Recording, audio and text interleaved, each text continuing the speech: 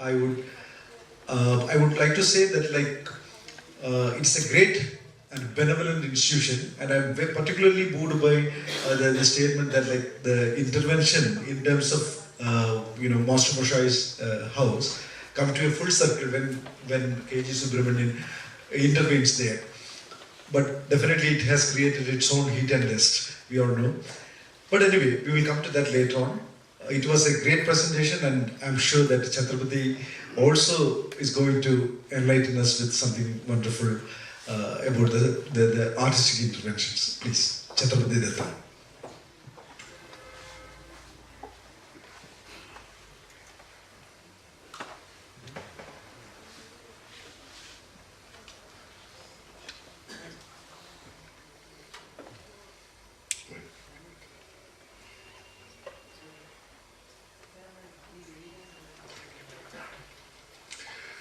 Good evening, everybody. Thank you, Johny for initiating this interesting discussion. Thank you, Sohini Dhar. Thank you, Soumik and Majumdar, for joining me, and thank you, Adip Dutta. Being the last speaker, I think I should sort of, on the one hand, take a bit of Johny's job to sum up the whole thing, but I will leave that for Johny. But before I begin, I think I will just, since Soumik has already brought up issue of intervention, I will just try and speak a few words on that work on Black House, which was a sort of workshop Kala Bhavan had initiated, where architects, artists, designers were all brought in, which again itself sort of illustrates the scope created for intervention by institutions. So sort of countering the notion that institutions always are meant or are spaces for restriction of practices. I think there are institutions which can open up ideas, can really initiate change, and can bring up on situations for a new knowledge generation. Black House, as we found with a group of students that I was working with, had a history of its own. It was resided by so many students who were part of Kala Bhavan for more than 50 years. And the idea that we came up was to actually sort of create a memory space. So we recreated the ground plan of the Black House, and we tried to bring back memories of all those who stayed there, though we couldn't get in touch with them, but we sort of substituted it with letters written home by students of Kala Bhavan. So anyway, that was a process, and then it ended with a performance.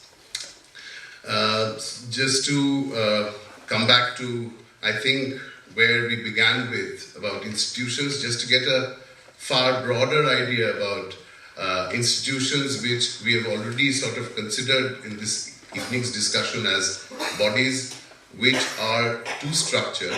I think it's interesting to understand that institutions are stable, valued, recurring patterns of behavior, which is very important if we really look at what institution stands for, and how this behavior is actually finally conceived and brought into action is what finally institution stands for. I think if we look at institutions, the biggest institution that we have had till date amongst all is the institution of religion. I think it has been the biggest and the most influential institution that has molded human civilization till date.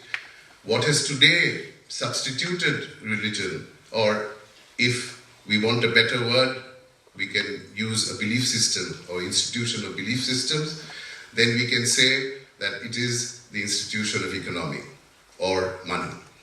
What the rest of it all plays, which are all institutions beginning from all that Johny mentioned, the family, the school, institutions that are, of various capacities that come and go, have all been intermediary players between these two main institutions that have constantly molded and sort of created what we understand as our culture today.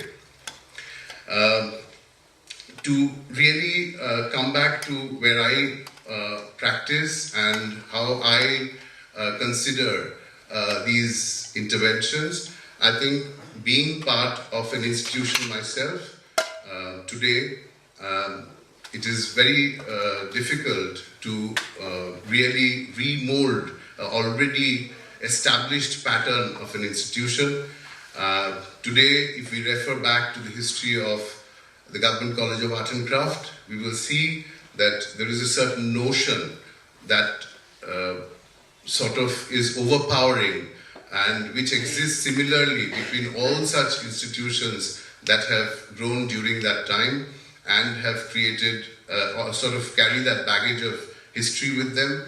And it is extremely difficult to really even convince the bearers of the history of this institution that change is inevitable and change needs to happen. And it will be my endeavor to see how these changes can be brought about into these institutions. But beyond that, I would like to talk of other institutions which have actually molded most of our contemporary history today. If you're talking of our nation, institutions that have often been individually sort of motivated group of people who have formed institution.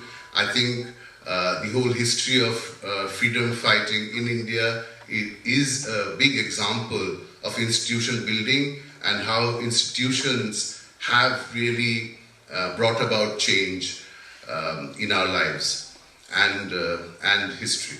But coming to where I begin my practice, I think it was very important to find a sort of a parallel position beyond institution, me having been brought up and having been educated in a similarly strong institution, and then of course having found a more liberal space at Kalabhabon and having had the opportunity of seeing much more through my various endeavors, I found it imperative that it is important that artists find spaces for themselves where it is important, whether or not you want to call it an institution, it is important to initiate interventions. And one of the interventions which I will place as an example today was an initiative by Khoj. Khoj Kolkata was an organization brought about by individual artists who felt similarly about initiating change, about looking at history differently. So one of the things we actually came about during Khoj's many initiatives was the Boitokhana project, which I had initiated in about 2009, which was basically trying to create a space for a different type of intervention, to create a space where itself, the initial positioning itself would sort of motivate that change. What I meant initially by saying that institutions can initiate change is basically talking about how you are actually going to change the purpose of the institution, the aesthetics and the bigger vision based on which an institution is created. So whether Khoj is an institution or not is immaterial in this context, but the intervention was to actually really get into a real space, which possibly is not unique in all of the world, but in Kolkata it was important because even at that time, to find a space within the quote-unquote public spaces is still very difficult. It has many sort of layers of conventions that have to be broken, and also sort of social norms that have to be taken into consideration when these spaces are intervened into. So we thought one of the ideas would be to go to agreeable people who lived in old houses of Kolkata, who carried a history with themselves, and along with the history, the culture of a time. So this house, which was 90 Bokul Bagan Road, was a space which we began our first Poitokkhana project, and it was 98 Bokul Bagan Road, and I will initially just try to illustrate how a space itself sort of brings about certain changes within the mode in which you actually begin to even operate there. So this was the house. It's quite a grand sort of space with lavish staircases, residents of the house, and incidentally this household has been a household of lawyers for over 80 years, and now of course diversified from their original profession. I mean, initially we all know that families had professions of their own. So this was a sort of a lawyer's family, solicitors. It was, I think, called Chaudhary and Chaudhary Solicitors, which existed for a long time. And so this was the group of artists. We got together, we spoke at random through a long period of time with the residents of this house. We tried to sort of get into the macro and micro realities that we heard from them, as well as connected with greater social happenings of which related with the history of this house. And finally we came up with an open studio that lasted only 3 days, but we worked about 6 months for it. And so basically, like Soumik, I will not go into the details of the works, but just try to talk about how these interventions actually bring about scope to look into history differently. This was a work by Abhijit Gupta, who actually started looking at this house as something that would not exist after some time, because that is one of the history, one of the habits of the city, where old houses are vanishing. So he actually envisaged that this house would also come down, and a multi-storied building like this, which was basically building blocks, would come up. And he collected memories from the residents of this house and sort of recreated these memories within that block of flats. So each window actually talked about the memory of one of its residents and what they thought they would carry back from this house to the new house. So these were actually very tiny spaces created within those boxes, so you could peep in and look at these boxes, and you could see how each one would talk about one memory which they would carry back to their next house. This was another work by Anuradha Pathak, who based her story on a woman who was the first sort of woman lawyer of the Calcutta High Court, and based on that history, she created a corner which is basically between the kitchen and the living room, a sort of a corner that was neither part of the outer house nor the Andar Mahal, like we would say in the house, but she used a sort of very personal makeup mirror to put a law book and sort of try and replace a certain reality with a certain notion of womanhood that existed in that house. Bouquet was by Bhavato Shutar. Actually, again, collected documents of this house, especially documents of land and building and their property, out of which he created a bouquet which was initially, which sort of grows out of a barbed wire structure, and you can see the details of the scripts and certain historical figures that appeared through those documents. And Justice for All was my work, which I had taken on because of from the family history of being lawyers, and I sort of chose Shukumar Rai's text from Hojabara Law, where there's a very interesting paragraph where he talks about what law is, and finally actually it comes to nothing. I mean, it means nothing. I used that as a metaphor for this work and tried to trace the history of Indian judiciary, I called it, and Justice for All.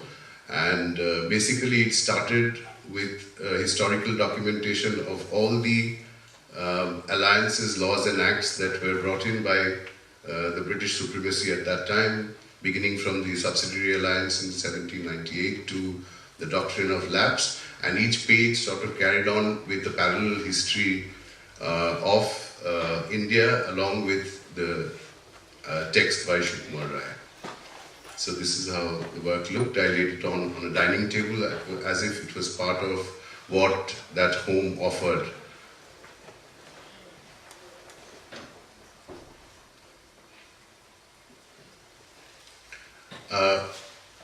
Prevailing beyond times, Debashish Barui again came up with a work within the room which was filled with law books, and he created a replica of the building and actually created strips of photographs where he used what we call grinder shilnora to really ground the house, but each time the house would come back to its own position. So trying to talk about the time and strain that each sort of history goes through, and practically physically laid there where anybody could come and actually perform the same act of grinding the house and bringing it back to where it was.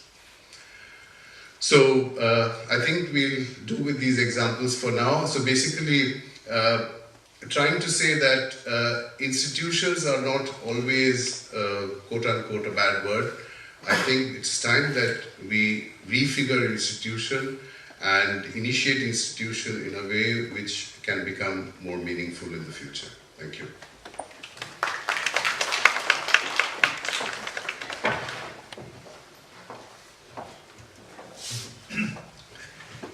Thank you, Chhatrapati. That was really a great intervention, visual intervention. I think like this was an exhibition held in Delhi also. This exhibition came to Delhi? No. This was on that side. Yeah, because I have seen these documents elsewhere. Yeah. Anyway, so according to Chhatrapati, institutions are not really a bad word, not necessarily be a bad word, and we could always intervene and make. We can intervene within the institution and make it more liberal, etc. So I'll just make 4 lines as summing up the 4 presentations, and then we'll open the the session for question and answers. Sohini Dhar talked about a total policy change in reforming the curriculum so that art could be an integral part of our educational system. And that is very example, she underlined the need for changing the curriculum. Adip very interestingly put the real and the manufactured space. Actually, against a real, often we say the imagined space, but manufactured space. And I was remembering the manufacturing of the Gramscian concept of manufacturing the consent. So. There is always art going into certain spaces which automatically become elitist in a way. Most of the galleries, especially the private galleries in Delhi and Bombay, have changed their admission process totally. I mean, they revolutionized in a way, but in a reverse sense. Now anybody cannot walk into. You need certain kind of permission. You need to switch the calling bell, and then somebody will open. So there is no walking into. Maybe the private gallery, the notion of private gallery itself is a private space. It is not really a public space. Whereas we have other institutions like Jahangir Art Gallery or Lilith Kala Academies or something like that. You rightly pointed that Academy of Fine Arts. Chhatrapati's intervention is actually going counter to that. He is taking coach rather is taking the art into the elitist spaces. Once upon a time, those houses were very private and elitist in a way. So art could actually go back and intervene in the former elitist spaces. And Soumik very beautifully presented how a benevolent institution could actually still function in our society. Especially when the reality in most of the universities is this, that huge amount of regimentation is happening. Most of the teachers are vying for positions, and most of the students are actually fighting with the teachers in order to find some space, or even campuses are the freedom within the campus or the space within the campuses are shrinking, not by the external influences but by a kind of auto-censoring by the authorities.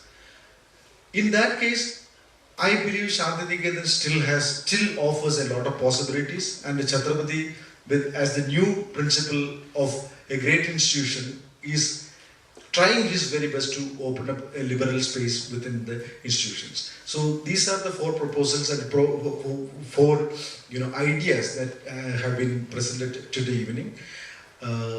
We can have another 8 to 10 minutes for question and answers. Anybody could start. Please make the question in very, very small words, small sentences. Don't make a statement.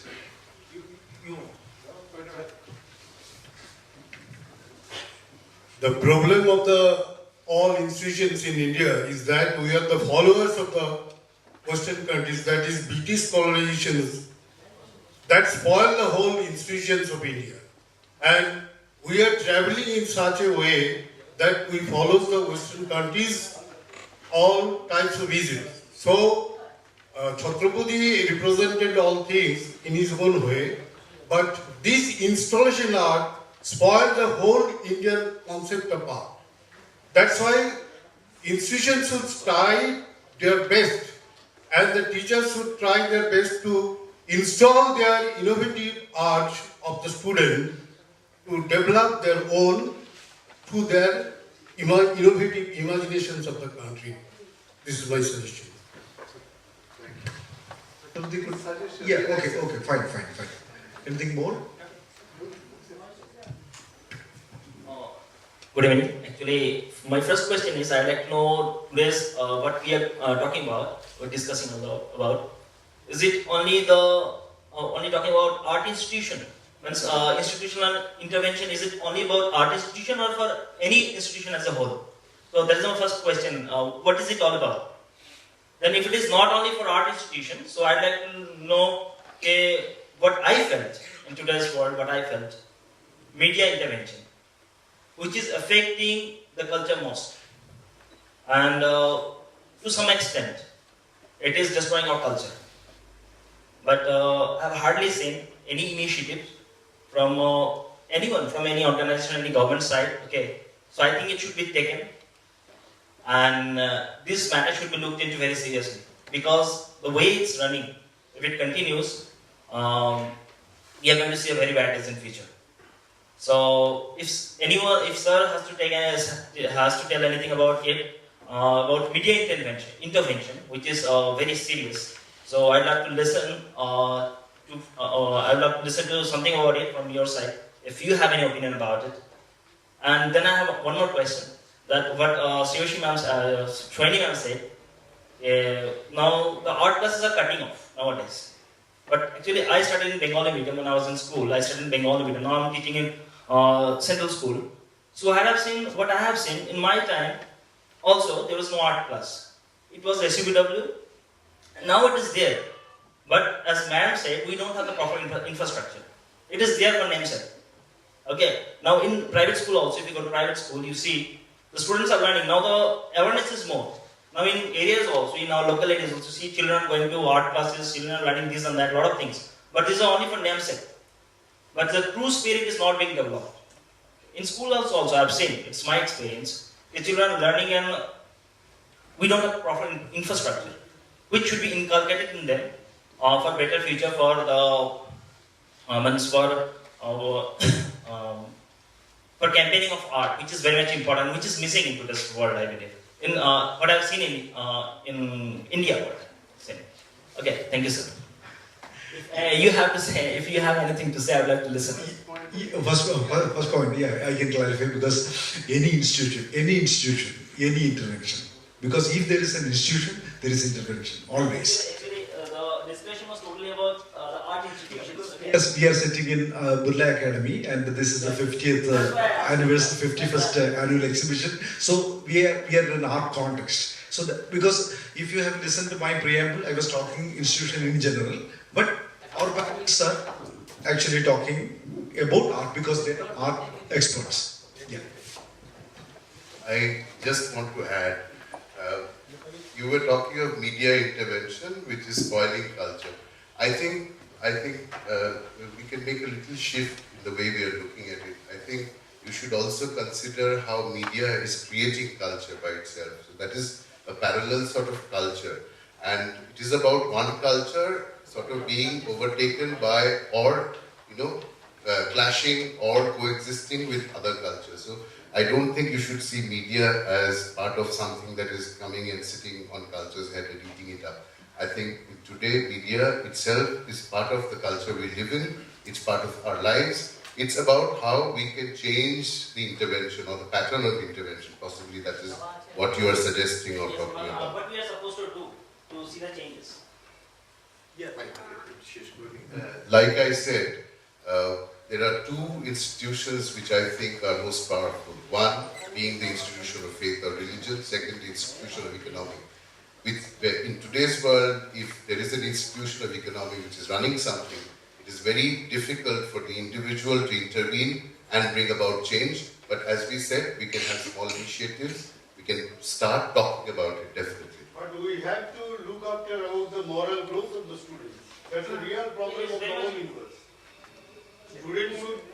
Yeah, perhaps, what I wanted to mention with my very basic, idea is for a child that is so very necessary, and that can only be inculcated from the school days.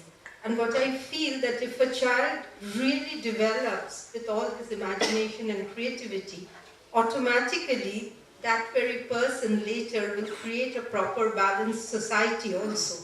So art is something which helps us to nurture the ruchi, the aesthetics.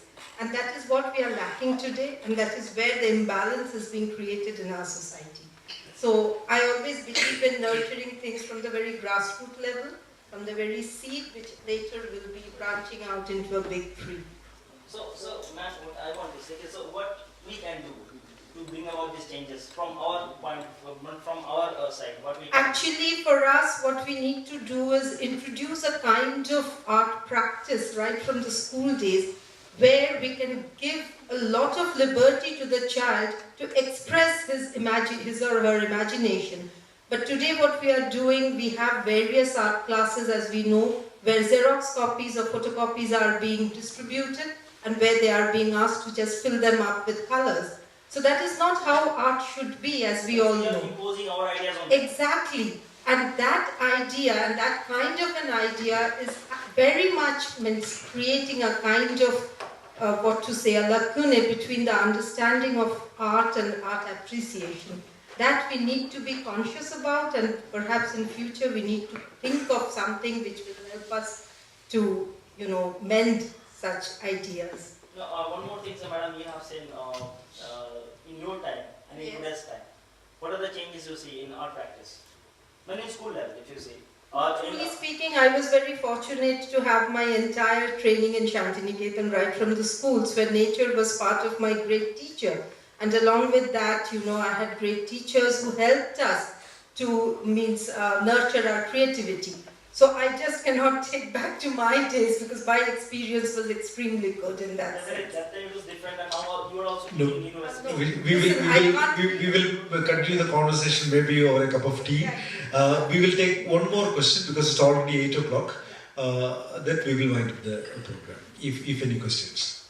Yeah, there is one more question. Last line.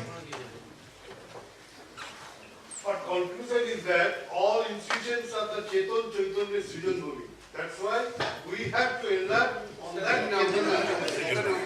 Hello? Hello? Your idea is that institution, all institutions are the Bengali, in Bengali it said, the Chetan Chaitanya Srijan Bhumi. School, university, and all types of that. Sir, So we have to think about that. Sir, there is a question from the last row. We will take that question. Just I want to add in the conversation. Just I wanted to add in the conversation that not only a particular kind of art practice should be implemented in the school level. Actually, because when we think of art as a very different, a particular subject to be taught, the job becomes different and difficult too. Because see, suppose we take the example of a subject history. The option of questioning the teachers about the history is very limited. It is like we talked about the museum spaces. It is like museum spaces. The desks of the schools are like the vitrines of the museum, basically, because we are not taught to question what we are being taught. A bunch of facts and informations are basically displayed, and here the task becomes very different because art is very much intrinsic to how we think, and art is, as the panelists told, that it is not about drawing or copying something. It is about to question and observe, and this ability of questioning and observing is not being practiced either in the school levels and also in most of the even art institutions. In fact, major art institutions, because I am pursuing my masters and I have my friends in many art institutions, and the difference between the cultural difference or the contradiction of between teachers and students are still there. Thank you. Yeah, what you said is very, very pertinent question, and it needs to be, nurtured, because that questioning part truly is hardly offered, because it is always what we try to, this regimentation is there, syllabus-oriented study, and we are always running with a course pattern. It is very true, but I don't think so. It is very easy to create such a policy in the near future, isn't it so? So thank you very much. Thank you, Sohini, Dhar, Chhatrapati, and Soumik, and Adip Dutta. From my personal side and officially, Shikhadi will, please, Shikhadi. Shikhadi has been a pillar of strength, and she has wonderfully organized this program. Thank you, Shikhadi. Thank you, Sohini, Chhatrapati, Soumik, Adip, and Johny. And thank you all the audience. Please, and please join us in the tea and outside.